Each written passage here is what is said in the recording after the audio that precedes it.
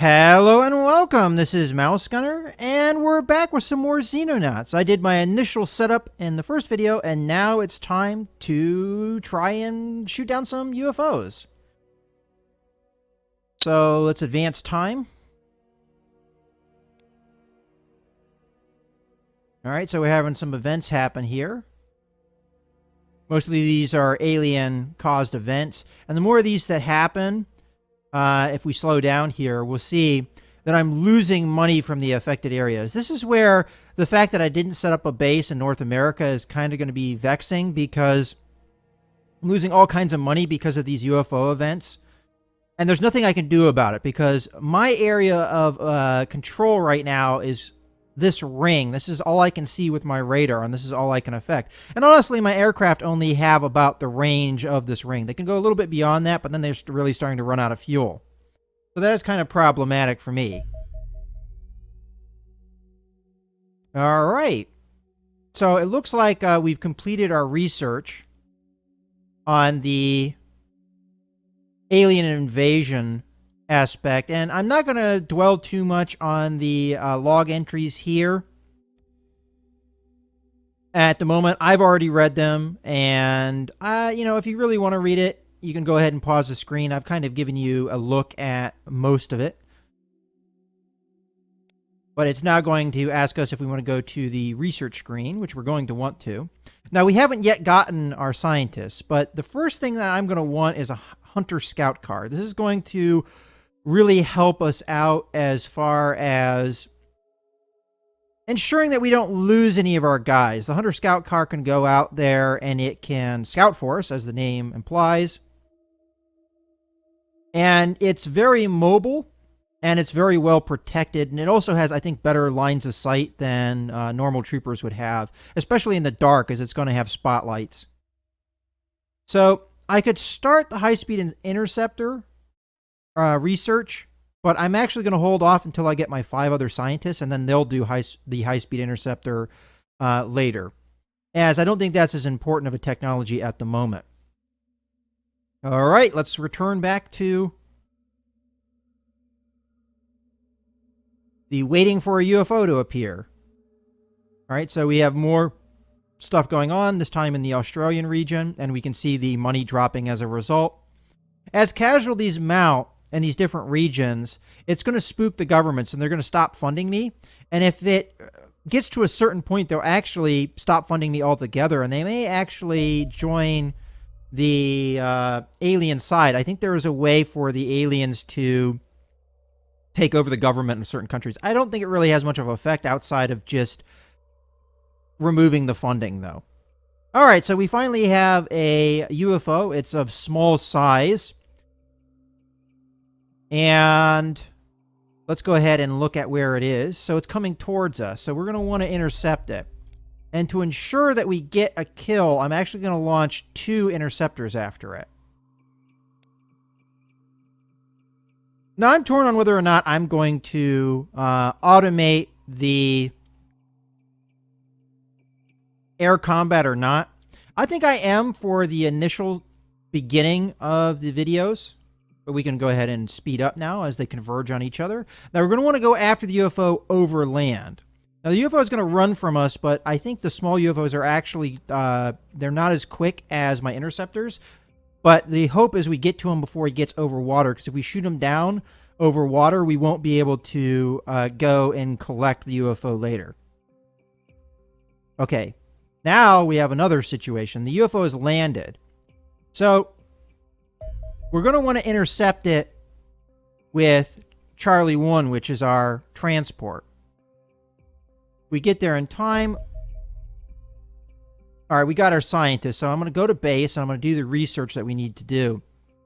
I might actually want to send my interceptors back, though, as they will run out of fuel if I just leave them over the target. So let's go ahead and click on the squadron and tell them to return to base.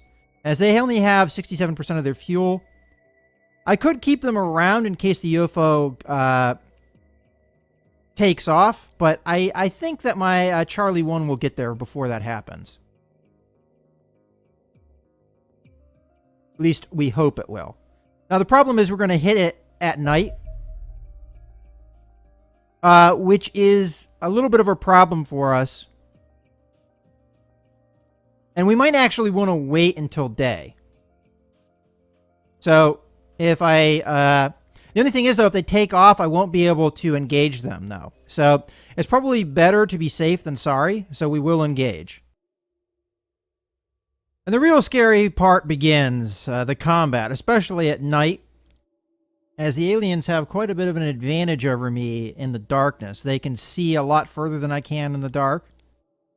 Let's go ahead and start the mission here, and start with my shields, just making sure there aren't any aliens lurking out here around my landing craft. Okay, it doesn't appear there are. Let's pick a trooper that has a decent number of action points. Because one way we can combat the darkness is with flares, which we can throw out just like grenades. That will give us vision where we can't see because of the dark. There we go. And then we'll have her come out and look down this way. See if anything is going on. Maybe we'll throw another flare with her and then have her duck down. Alright. And have this guy come check this way.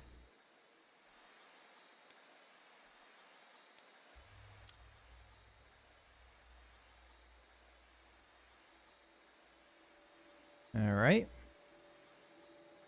Nothing seen so far. Now, I'm not going to give this guy an opportunity for a reflex shot, unfortunately, because he doesn't have enough action points, but I want to move him into cover. Now, how the reflex shot thing happens is you have different shot types, and they're different accuracies. When it's not your turn, if you have enough action points to do a snapshot, you'll do what's called a reflex shot, which gives you an opportunity to shoot at a target as it moves into your line of sight.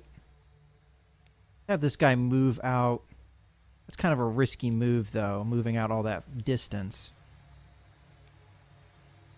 I'm not sure if I like that. We'll move the shields first, and we'll kind of figure out what's over here. I think I'm going to do something similar. I'm going to have the shotgun guy come out, move over here, and throw a flare out this way.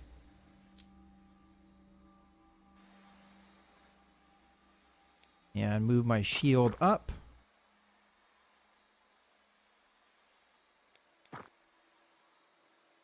Oh, I moved too far.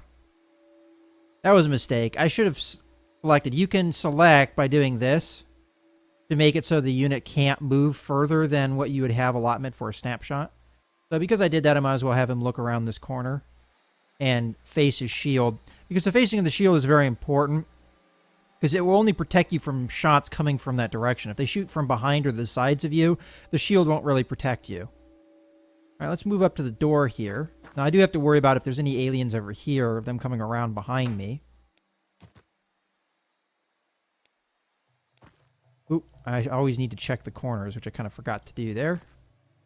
And again, I'm not allowing him enough to do a reflex shot here, but I think I'll cover him with the shotgun guy. Oop, actually, I should probably get into cover.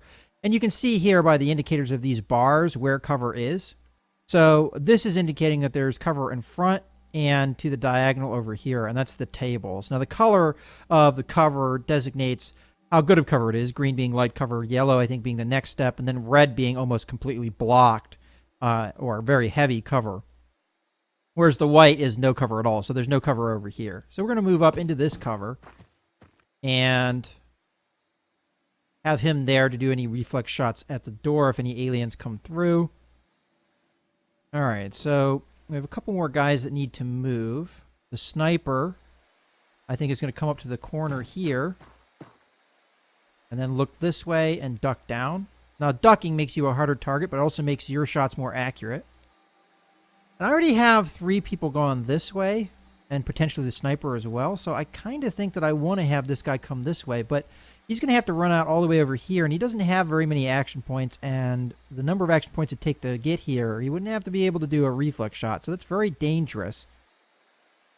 And possibly shots will come through this window, so I might even have him run... You know what, I think I'm just going to have him stay here and kind of take a knee, but I'm going to have him face this way. That's very dangerous, that move that I just did, but it might be worth it. Kind of moving up there for the future. And I think everybody's set where I need them to be. So I'm going to end the turn now. Alright, and as I thought, very dangerous. There are also civilians that I have to worry about. There was one that just ran past here. Now the civilians, some of them are actually armed as well. I guess they're not necessarily technically civilians if they're armed. They could be soldiers or police officers or what have you. But if they are killed and the aliens will go after them, it will make my mission not as rewarding. See what's over here. Okay, it looks like another room that I'm going to have to check. Check my corners. And we do have a window out here. I don't think my shotgun guy can get up to the window. Oh, well, right now the shield's blocking him, but I don't think he'd have enough action points to get there anyway. Now, the shield can, but he would not have enough action points to do anything else, so maybe shouldn't do that. I definitely need to get this guy out of there, because he just got shot at. What I could do is throw a flashbang here, though, which is one of the selectable grenades, and let's see if we can hit with that. We have a 61% chance to throw it here. Now, what this would do is it would suppress the alien, making his chances to shoot and everything not very good. Ideally, we'd want to do this, though, in a turn that we could actually act upon the alien, though. But I could suppress him and then maybe get into cover. Might be an option. I kind of like that idea, so I'm gonna suppress him with a flashbang, and then I'm gonna try and get into cover. I'm not gonna move him just yet, though. Now the shield, I think I am gonna move up. Now I could take a shot from this distance, although my chance to hit is very poor. Or I could move up. I can't shoot him though because I don't have enough action points, but I could duck down, which makes my chance to hit him greater, but also his chance to hit me less. And I do have a shield, which means that if he hits the shield, I won't take damage. It's possible, I think, for the aliens to destroy your shield, though, so I do have to worry about that. I am not sure exactly where to move him, though. If we move here, he doesn't have enough action points for that. I could move him around the corner, but then I don't know what's this way, and then that's kind of a dangerous. But I know there's for sure an alien here, and I don't want to get shot and killed, so let's do that. And I don't have enough to duck down either, so he's going to just be kind of hanging there. Now, the sniper cannot hit yet, but maybe I just need to keep her there for any reaction shots. Now, this guy's kind of in danger, and this guy's in cover. I could have him come up and take a shot, but I think it's going to be blocked by this wall.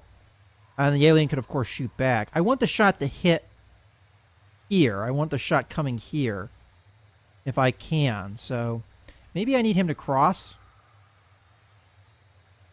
the way, and he could at least put up a reaction shot for the other trooper. So we'll do that. And the shotgun now needs to come up.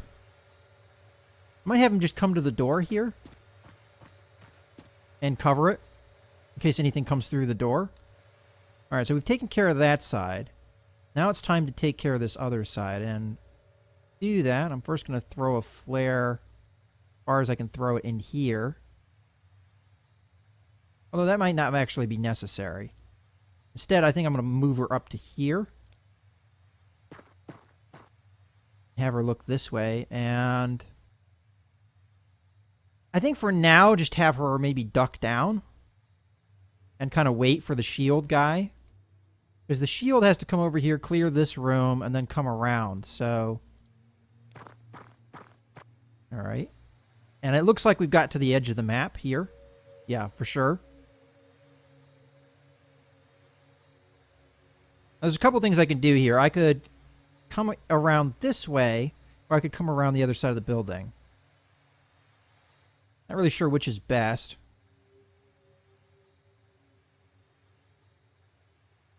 I think I'm going to have the shotgun guy come up here. All right. And at this point, probably take a knee. And then I think I'm going to have the shield come around this side. Now, I don't think he's going to have enough action points to do anything. But I'm going to at least have him come around.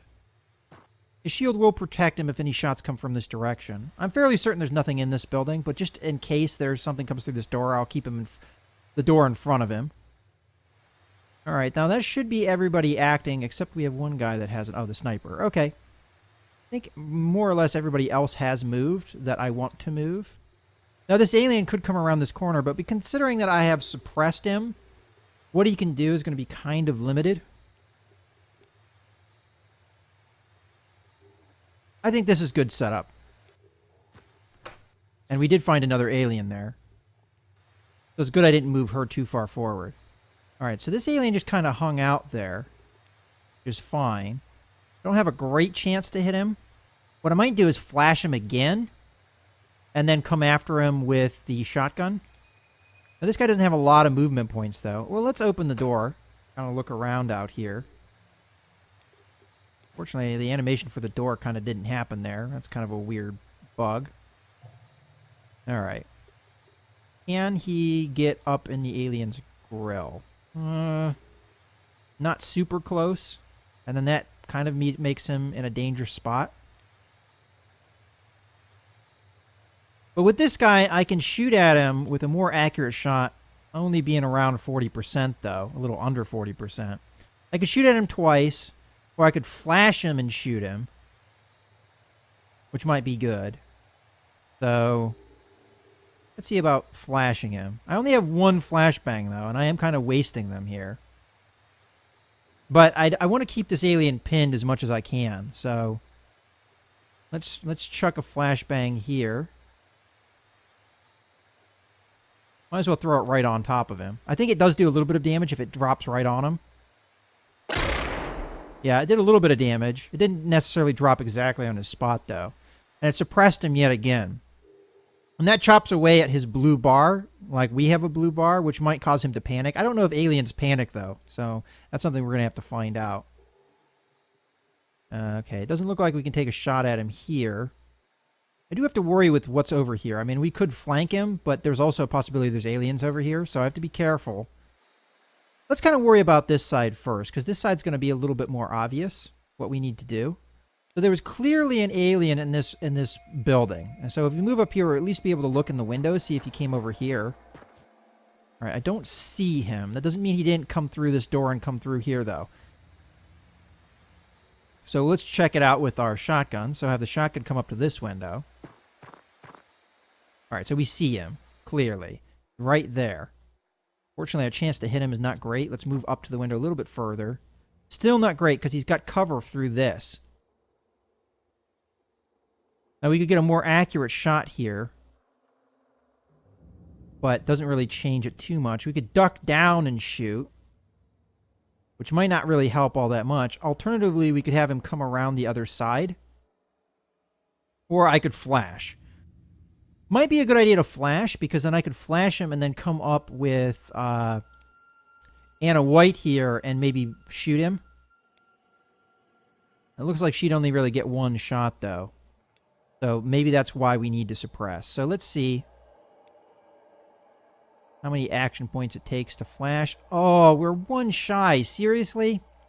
Well, that's not great. Oftentimes it takes a lot of action points because when you have a two-handed weapon, you have to more or less shoulder the weapon, grab the grenade, and then throw it. So it takes a lot more action points when you have a two-handed weapon rather than a one-handed weapon.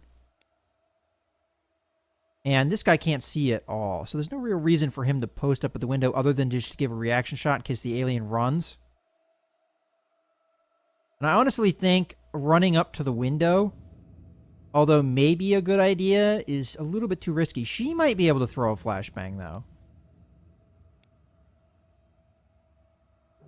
29% chance, though, of getting through the... I mean, that's a more surefire, but it doesn't hit the alien. So that's 29% chance to actually hit the target. And if it doesn't hit, it gets blocked by the window and wouldn't even go through. So I'm not going to do that. How many action points was that, by the way? 40.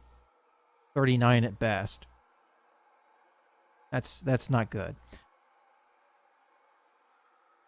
I'm kind of worried, though, because I feel like if she doesn't move, this alien's for sure going to shoot at her. And also the shotgun guy is in risk as well. Alternatively, I could get ready to assault the alien, but not actually assault it. Like, for instance, I could have her move up here and then turn this way. And that would get her a little closer to the window for next turn. And then move the shotgun guy around the other side. And I'm going to turn off his snap holding. So have him come this way. Kind of look this way. And have her... Alternatively, I could have her come to this window, which would probably give her a better shot. Make her a little bit more protected. And she does have enough action points to do a burst, but that burst is probably going to be a terrible shot. Yeah. I mean, with a burst shot, you have the opportunity of suppressing, but with how poor of a shot chance that is, honestly, this actually coming around here was a bad idea. I think I'm going to move here and just kind of keep an eye here in case the alien tries to flank. And then next turn, I'm going to move around and try and attack.